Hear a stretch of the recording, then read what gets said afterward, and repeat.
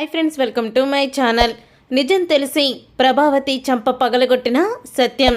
నిజంగానే సత్యం ప్రభావతిని కొట్టడం అసలు ఏం జరిగింది అని మీరు తెలుసుకోవాలనుకుంటే వీడియోని తప్పకుండా లైక్ చేసి ఛానల్ని సబ్స్క్రైబ్ చేసుకొని పక్కనే ఉన్న గంట సింబల్పై ఆల్ అని క్లిక్ చేయండి. రెస్టారెంట్లో గొడవపడి ఇంటికైతే తిరిగి వస్తారో మనోజ్, బాలు, అలాగే రోహిణి, మీనా అయితే అప్పుడే ఇక మనోజ్ చేతికి దెబ్బ చూసిన ప్రభావతి అయితే, రే మనోజ్, ఏమైందిరా? ఆ చేతికి ఆ కట్టేంటి? ఏమైంది? ఏమన్నా బండి మీద నుంచి పడ్డారా అని అడుగుతూ ఉంటుంది. ప్రభావతి అయితే, ఏంటమ్మా రోహిణి, నువ్వు కూడా ఏం మాట్లాడడం లేదేంటి? ఏం జరిగింది అని అడుగుతూ ఉంటుంది. ప్రభావతి అయితే అప్పుడే రోహిణి అయితే, ఏం చెప్పమంటారు అత్తయ్య, ఎక్కడికి వెళ్ళినా మనోజ్కి అవమానమే ఎదురవుతుంది. అసలు మనోజ్ చేసిన పాపం ఏంటి? ప్రతిసారి మనోజ్ని కొడుతూనే ఉంటున్నాడు అని అంటూ ఉంటుంది రోహిణి. ఒక భార్యగా నా భర్తని అలా 10 మందిలో కొడుతూ ఉంటే నాకు ఎంత బాధ కలుగుతుంది. కొట్టడమా? ఏం జరిగిందిరా? రే బాలు, ఎందుకు మనోజ్ని కొట్టావు? వాడి చేతికి అయిన గాయం నీ వల్ల అయ్యిందా అని అడుగుతూ ఉంటుంది ప్రభావతి. అప్పుడే సత్యం అయితే అలా చూస్తూ ఉండిపోతాడు. ఏంటండి, ఏమి మాట్లాడరేంటి? వాడి చేతికి అంత పెద్ద గాయం అయ్యింది. రెస్టారెంట్కి వెళ్ళి డిన్నర్కని చెప్పి సరదాగా వెళ్ళారు. అలాంటి సరదా లేకుండా తిరిగి వచ్చేసరికి గాయంతో వచ్చాడు.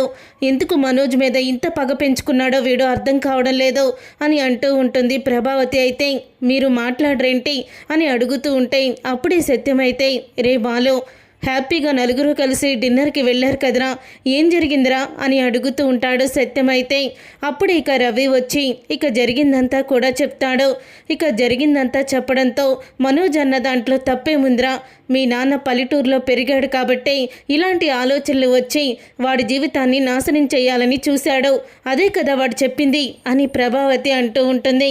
అప్పుడు ఇక సత్యం అయితే, ప్రభా, కొడుకు తండ్రిని ఏదైనా నిలదీస్తూ ఉంటే, తండ్రి గురించి తప్పుగా మాట్లాడుతుంటే పక్కనే ఉన్న తల్లి అయితే పిల్లాడికి బుద్ధి చెప్తుంది.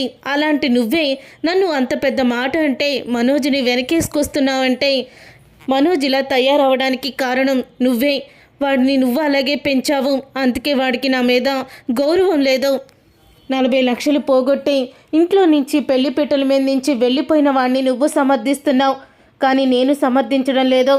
కన్న కొడుకు కాబట్టి వాణ్ణి ఇంకా ఇంట్లోకి రానిచ్చాను, లేకపోతే నిన్ను వాణ్ణి కూడా బయటికి నెట్టేసేవదా వాణ్ణి అని అంటూ ఉంటాడు సత్యం. అప్పుడు ఇక రోహిణి అయితే, అత్తయ్య, ఇక ఈ గొడవ ఇక్కడితో ఆపేయండి. అసలు తలుచుకుంటేనే నాకు చిరాగ్గా ఉంది. మొట్టమొదటిసారి ఇంటికి కోడలుగా ఎందుకు వచ్చానా అని నేను మనసులో అనుకుంటున్నాను అని రోహిణి బాధపడుతూ లోపలికి వెళ్ళిపోతుంది. రోహిణి, ఆగు రోహిణి అని మనోజ్ రోహిణి వెనకాలే వెళ్తాడు.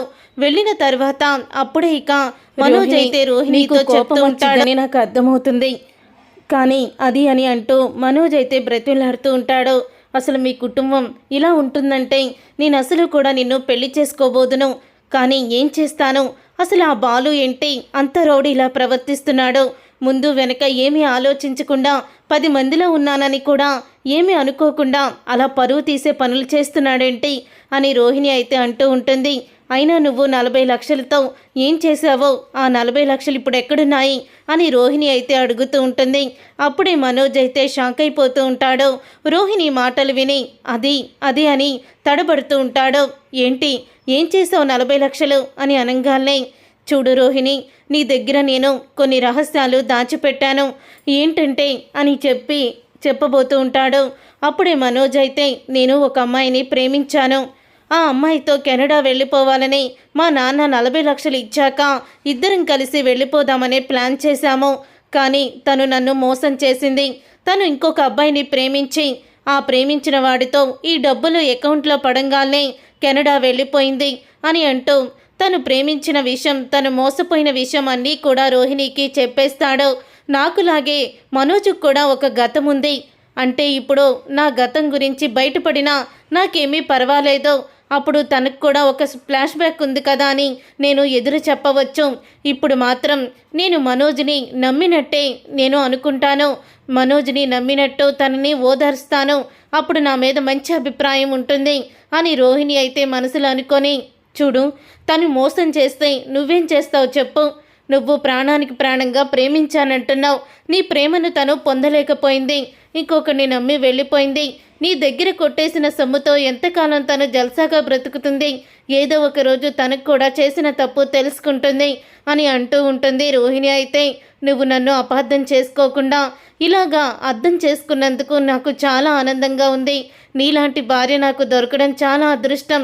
ఈ రోజు నుంచి నా జీవితంలో ఎటువంటి రహస్యాలను నీ దగ్గర దాచిపెట్టను, ప్రతి విషయం కూడా నీకు చెప్తాను అని మనోజ్ అయితే అంటూ ఉంటాడు.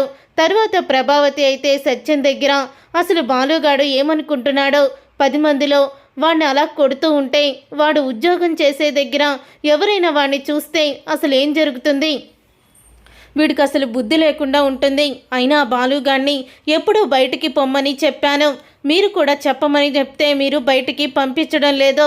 ఆ మీనాని పెళ్లి చేసుకున్న దగ్గర నుంచి కూడా ఇంటికి దరిద్రం పట్టుకుంది.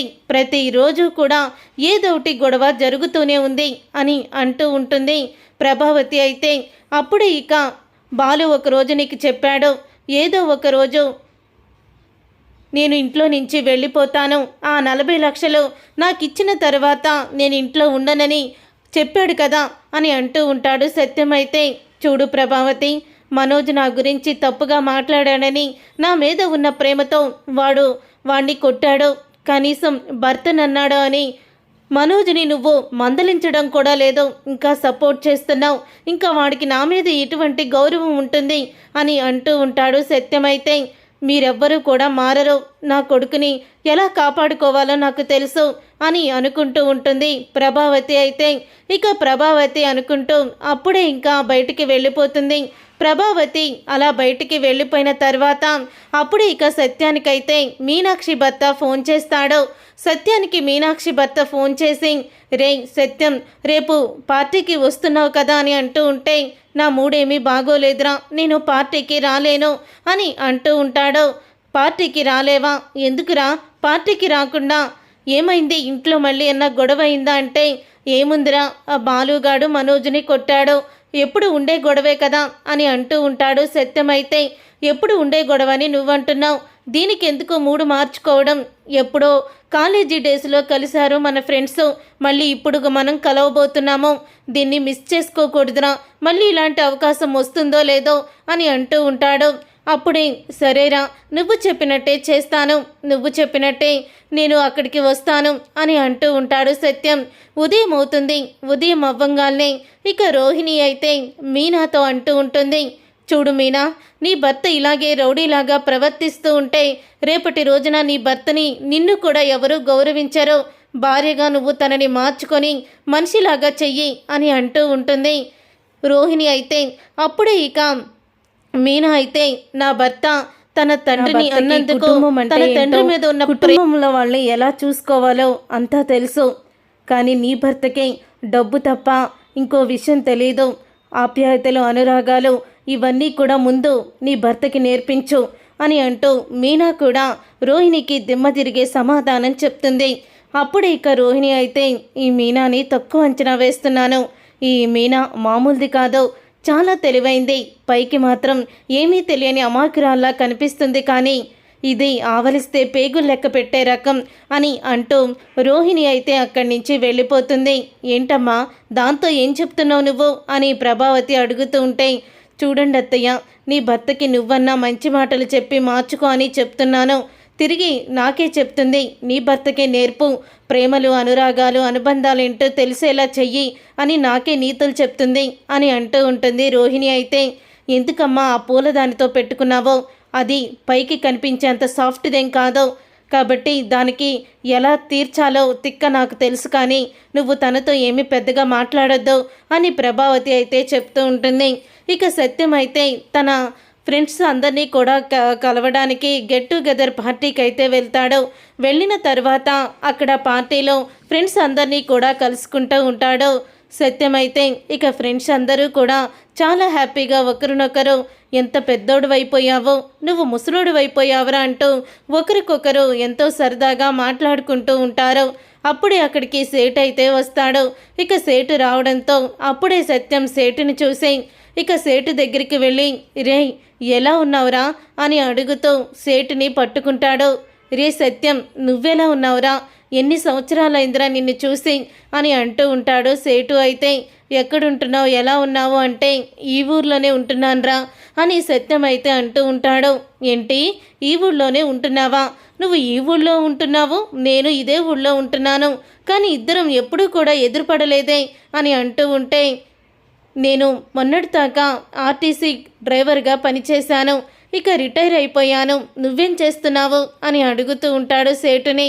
నేను వడ్డీలకి డబ్బులు తిప్పుతాన్రా, అందరూ నా దగ్గర తాకట్లు పెట్టుకుంటూ ఉంటారు అని అంటూ ఉంటాడు సేటు. అయితే అంటే ఇంకా నువ్వు మీ నాన్నలాగే వడ్డీల మీద వడ్డీలు కట్టించుకుంటున్నావన్నమాట అని అంటూ ఉంటే, అవునరా, వడ్డీల మీద వడ్డీలు కట్టించుకుంటున్నాను, నీకు ఎవరైనా ఉంటే చెప్పు, వాళ్ళకు కూడా వడ్డీకి డబ్బులు ఇస్తాను, కానీ ఏదైనా తనఖా పెట్టి, అదే స్థలం అలాగే నగలు ఇవే తనఖా పెట్టి మాత్రమే ఇస్తాను అని అంటూ ఉంటాడు సేటు. అయితే అప్పుడు ఇక సత్యం సేటు ఇద్దరు కూడా అలా మాట్లాడుకుంటూ ఉంటారు. సరేరా, పార్టీ అయిపోయి వచ్చింది, మేం కూడా చాలా దూరం వెళ్ళాలి, ఇక నేను వెళ్ళొస్తాను అని సత్యం సేటుతో అంటూ ఉంటే, అప్పుడే సేటు అయితే, అవును మీ ఇల్లెక్కడా అని అడుగుతూ ఉంటాడు సేటు. పలానా కాలనీ అని చెప్పి సేటు అనడంతో అప్పుడే ఇక సేటు అయితే, ప్రభావతి రాసిచ్చిన ఇల్లు కూడా అదే ఏరియాలో ఉంది, ఇప్పుడు ఆ ఏరియాలో అసలు ఇల్లు ఎంత పలుకుతుందో ఏంటో సత్యాన్ని అడుగుతాను అని మనసులో అనుకొని సేటు అయితే సత్యంతో అంటూ ఉంటాడు.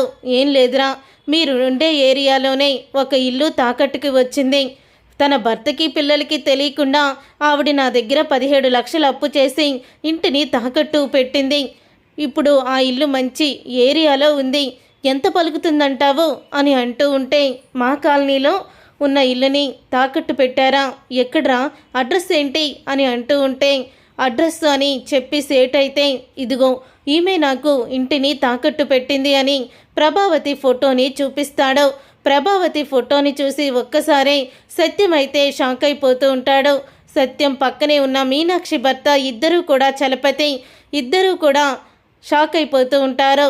వీళ్ళిద్దరూ వచ్చి నీ దగ్గర అప్పు తీసుకున్నారా అని అడుగుతూ ఉంటాడు చలపతి. అయితే అవునరా, వీళ్ళిద్దరూ వచ్చి నా దగ్గర అప్పు తీసుకున్నారు, వడ్డీ కట్టలేదని వాళ్ళ చేతి గాజులు కూడా నేను తాకట్టు పెట్టుకున్నాను అని అంటూ ఉంటే ఒక్కసారే బాలు చలపతి ఇద్దరూ కూడా షాక్ అయిపోతూ ఉంటారు.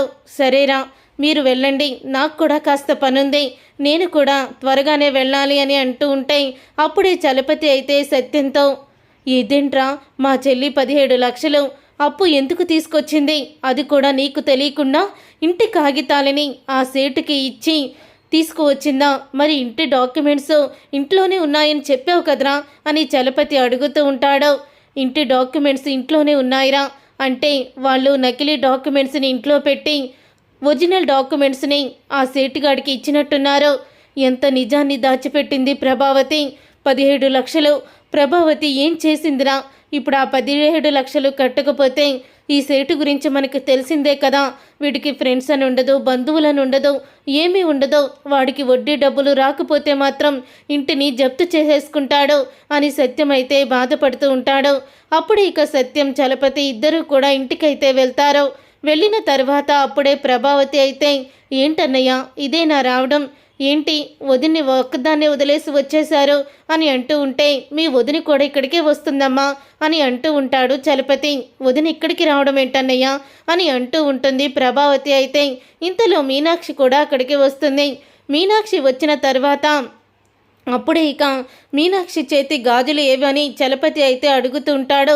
నీ చేతికి 4 బంగారపు గాజులు ఉండాలి కదా, ఏం చేశావే అని అడుగుతూ ఉంటాడు చలపతి. అప్పుడే ఇక మీనాక్షి అయితే తడబడిపోతూ ఉంటుంది. ఇంతలో ఇక సత్యం వెళ్ళి, నీ చేతికి ఉన్న బంగారపు గాజులయ్యి ప్రభావతి అని అడుగుతూ ఉంటాడు. ఇవి బంగారపు గాజులండి, నా చేతికి ఉన్నాయి కదా అని తడబడుతూ చెప్తూ ఉంటుంది ప్రభావతి. అప్పుడు ఇక సత్యం అయితే ఆ గాజుల్ని తీసుకొని నలిపేసి విసిరి కొడతాడు. అవి బంగారపు గాజులా లేకపోతే నకిలీ గాజులా అని సత్యం అంటూ ఉంటాడు. అదేంటండి అలా మాట్లాడుతున్నారు అని అనగానే అప్పుడే సత్యం ప్రభావతి చంప పగలగొడతాడు. ఒక్కసారి అందరూ కూడా షాక్ అయిపోతూ ఉంటారు. నువ్వు ఇంటిని తాకట్టు పెట్టి 10 లక్షలు కాదు 17 లక్షలు తీసుకొచ్చావు, 17 లక్షల అప్పు ఎందుకు తీసుకొచ్చావు, ఇంటిని తాకట్టు పెట్టి నీకు అంత అప్పు చేయాల్సిన అవసరం ఏమొచ్చింది? నాకు తెలియకుండా నువ్వెందుకు అప్పు చేశావు అని అడుగుతూ ఉంటాడు, నిలదీస్తూ ఉంటాడు ప్రభావతిని. సత్యం అయితే అప్పుడే బాలు అయితే, ఏంటి నాన్న నువ్వు చెప్పేది? అమ్మ ఇంటిని తాకట్టు పెట్టి 17 లక్షల అప్పు తీసుకొచ్చిందా అని అనగానే, అవునరా, మీ అమ్మ ఇంటిని సేటు దగ్గర తాకట్టు పెట్టి 17 లక్షల అప్పు తీసుకొచ్చింది అని అనగానే, అంటే ఆ రోజు సేటు దగ్గరికి నేను అప్పుకి వెళ్ళినప్పుడు అయితే అమ్మ గురించే ఆయన చెప్పాడు. ఆయన గురించి అప్పుడు ఎవరి బాధ వాళ్ళది అని నేను అనుకున్నాను, కానీ మన ఇంటిని తాకట్టు పెట్టిందని అస్సలు అనుకోలేదు. ఆయన ఇంటిని తాకట్టు పెట్టడానికి వెళ్ళినప్పుడు ఆ సేటు ఎలా తాకట్టు పెట్టుకున్నాడో, రేపటి రోజున మేమందరం కూడా సంతకం పెడితేనే కదా అది చెల్లుతుంది అని బాలు చెప్తూ ఉంటాడు. ఇప్పుడు రేపటి మాట కాదురా, ఇప్పుడు మాట కావాలి అని అంటూ ఉండగా రోహిణి మనోజ్ ఇద్దరూ కూడా బయటికి వస్తారు. అప్పుడు ఇక మనోజ్ అయితే ఏమైంది నాన్న అని అడుగుతూ ఉంటే, మీ అమ్మ 17 లక్షలు అప్పు చేసింది, దేనికి చేసిందో ఏమీ చెప్పడం లేదు అని అంటూ ఉంటే, అప్పుడే రోహిణి మనోజ్ ఇద్దరూ కూడా షాక్ అయిపోతూ ఉంటారు. అప్పుడే ప్రభావతి అయితే తర్వాత మాట్లాడుకుందాం అని అంటూ ఉంటే, తర్వాత కాదు, రేపో మాపో వడ్డీ కట్టకపోతే ఇంటిని జప్తు చేస్తానని సేటు చెప్తున్నాడు. కుటుంబం మొత్తాన్ని రోడ్డున పడేయాలని చూస్తున్నావా?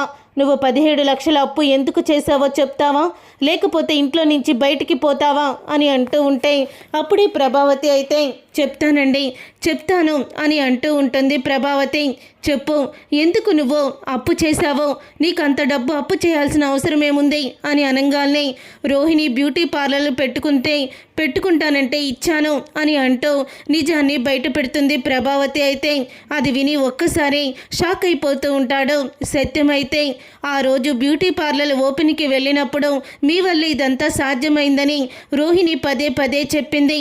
అంటే దాన్ని కట్టించి దానికి కావాల్సిన డబ్బులు ఇచ్చింది ఈ ప్రభావతియా అని షాక్ అయిపోతూ ఉంటాడు. రోహిణికి పెళ్ళి కాకముందే నువ్వు నీ కొడుకుని చేసుకోమని ఎదురు కట్నం కింద ఏమన్నా ఇచ్చావా అని సత్యం అయితే అడుగుతూ ఉంటాడు. ఆ మాట విని ఒక్కసారి ప్రభావతి అయితే, నేనెందుకు ఎదురు కట్నం ఇస్తానండి, తను అప్పు కింద మాత్రమే తీసుకుంది, నెల నెల వడ్డీతో సహా అసలు కూడా కట్టేస్తానని 6 నెలల్లో చెప్పింది నాకు అని అంటూ ఉంటే, మరి వడ్డీ డబ్బులు నెల నెలా కడుతున్నారా అని అడుగుతూ ఉంటుంది. లేదండి, పెళ్ళిళ్ళ సీజన్ కాదు కదా, రోహిణి ఇవ్వలేకపోయింది అని అంటూ ఉంటే, రోహిణి ఇవ్వలేకపోయింది, మరి ఇప్పుడు ఇంటిని జప్తు చేస్తాడు, కుటుంబం మొత్తం రోడ్డున పడుతుంది, అప్పుడు రోహిణి అయినా తెచ్చి కడుతుందా అని అంటూ ఉంటాడు సత్యం. అయితే ఏంటమ్మా, తనకి ఎలాగో బుద్ధి లేదో, నీకన్నా బుద్ధి లేదా? 10 లక్షలు తీసుకొచ్చి ఇస్తామని నువ్వు ఎలా అనుకున్నావో అని అంటూ ఉంటాడు సత్యం. అయితే ఒక ఆడది, ఏమీ చెయ్యలేని ఆడది, ఎటువంటి భరోసా లేని ఆడది ఇంటికి వచ్చి ఇంటిని తాకట్టు పెట్టి 10 లక్షలు ఇచ్చింది, ఇంట్లో వాళ్ళకి తెలిస్తే ఏం జరుగుతుందన్న ఇంగిత జ్ఞానం కూడా నీకు లేదా అని అంటూ రోహిణిని కూడా తిడుతూ ఉంటాడు సత్యం. అయితే నాన్న, అమ్మ ఇల్లు తాకట్టు పెడితే తనేం చేస్తుంది నాన్న, అయినా నాకు ఉద్యోగం రాగానే లోన్ తీసుకొని కట్టేస్తాను అని తనకి ఉద్యోగం లేదని నిజాన్ని బయట పెడతాడు. గొడవలో మనోజ్ అయితే, అంటే నీకు ఉద్యోగం లేదో, మీ ఆవిడ వడ్డీ డబ్బులు కట్టడం లేదో, ఒక పక్క సేటు దగ్గర వడ్డీ మీద వడ్డీ ఎక్కువైపోతుంది, ఇల్లు మొత్తం కూడా బాలునే నడిపిస్తున్నాడు, మీ ముగ్గురు కూడా ఒకరిని మాటలు అంటానికి తప్ప ఏమీ చేతగాని ఈ వెధవలని నాకు అర్థమైపోయింది. చూడు ప్రభావతి, మరి నీ కోడలి చేత వడ్డీయే కట్టిస్తావో అసలే కట్టిస్తావో నాకు తెలీదు. రేపటిలోగా నా ఇంటి పత్రాలు నా చేతిలో ఉండాలి, నా ఇంటి పత్రాలు నా చేతిలో లేకపోతే మాత్రం నీ చేతిలో నేనిచ్చే విడాకుల నోటీసు ఉంటుంది అని సత్యమైతే ప్రభావతికి ఊహించని షాక్ ఇచ్చేస్తాడు. ఆ మాట విని ఒక్కసారి రోహిణి మనోజ్ కూడా స్టన్ అయిపోతూ ఉంటారు. ఏంటండి ఇదంతా, ఇంత చిన్నదానికి విడాకులు అంటారేంటి, ఈ వయసులో మన ఇద్దరం విడాకులు తీసుకుంటే బాగోదు అని అంటూ ఉంటే, నువ్వు ఏమైనా సరే నువ్వు నన్ను మోసం చేశావో, ఇలా నన్ను మోసం చేసి నా ఇంటిని అమ్మేయాలని చూశావో, నిన్ను మాత్రం ఈ జన్మలో నిన్ను క్షమించను. నువ్వు గనక రేపటిలోగా ఇంటి పత్రాలు ఒరిజినల్ డాక్యుమెంట్స్ నా చేతిలో పెట్టకపోతే మాత్రం అస్సలు కూడా ఒప్పుకోను అని అంటూ సత్యమైతే ఊహించని షాక్ ఇచ్చేస్తాడు ప్రభావతికి. చూసారుగా ఫ్రెండ్స్, రాబోయే కథలో ఖచ్చితంగా ఇలాగే జరగబోతుంది. మరి ఇలాగే జరగాలని మీరైతే కోరుకుంటున్నారా? అయితే వీడియోని తప్పకుండా లైక్ చేయండి, షేర్ చేయండి, కామెంట్ చేయండి. గుండె నిండా గుడి గంటలు సీరియల్ అప్కమింగ్ ఎపిసోడ్స్ని టీవీలో కన్నా ముందుగా చూడాలనుకుంటే ఛానల్ని సబ్స్క్రైబ్ చేసుకొని పక్కనే ఉన్న గంట సింబల్పై ఆల్ అని క్లిక్ చేయండి. అప్పుడే మేము పెట్టే ప్రతి వీడియో మీరు మిస్ కాకుండా చూసేవచ్చు.